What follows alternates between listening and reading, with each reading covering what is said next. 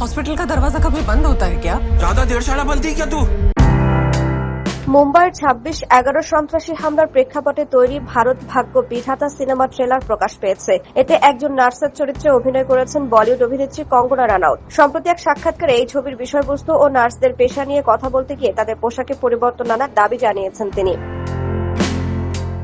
The Indian এক্সপ্রেসের প্রতিবেদন অনুযায়ী কঙ্গনার মতে বর্তমানে চিকিৎসকদের পোশাকের ক্ষেত্রে অনেক বেশি স্বাধীনতা থাকলেও নার্সদের এখনো নির্দিষ্ট ঐতিহ্যবাহী ইউনিফর্মই পরতে হয়। তিনি বলেন, আমার মনে হয় ব্রিটিশ আমলের নার্সদের ড্রেস কোড আমাদের দেশে এখনো চালু রয়েছে। চিকিৎসকরা নিজেদের পছন্দ মতো পোশাক পরতে পারলেও নার্সদের ক্ষেত্রে গরম বা শীত সব ঋতুতেই এক ধরনের বিদেশি ধাঁচের ইউনিফর্ম পরতে দেখা যায়।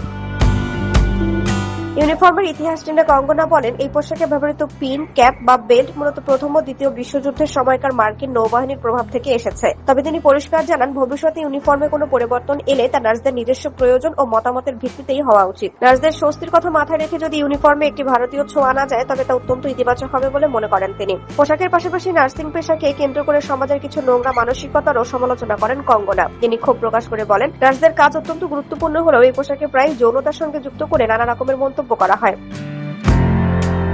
আমার মনে হয় নার্সিং একটি পেশা যেটিকে সমাজে সবচেয়ে বেশি যৌনতার দৃষ্টিতে দেখা হয়। মানুষের এই ধারণা ও মনোভাব দ্রুত পরিবর্তন হওয়া উচিত। ছবিটি নিজের চরিত্রটি নিয়ে অভিনেত্রী বলেন, তারা সিনেমাটিতে অত্যন্ত সততা ও মর্যাদার সঙ্গে কাজ করেছেন। হাসপাতালে পুরো ব্যবস্থাকে সচল রাখতে নার্সদের অবদান চিকিৎসকদের চেয়ে কম নয় উল্লেখ করে কঙ্গনা বলেন, হাসপাতালের কথা ভাবলেই আমরা শুধু চিকিৎসকদের কথা ভাবি। তাদের অবদান অপরিসীম ঠিকই, কিন্তু যে লক্ষ লক্ষ নার্স ও কর্মী প্রতিদিন এই পুরো ব্যবস্থাকে সচল রাখছেন আমাদের তাদের কথাও ভাবা উচিত।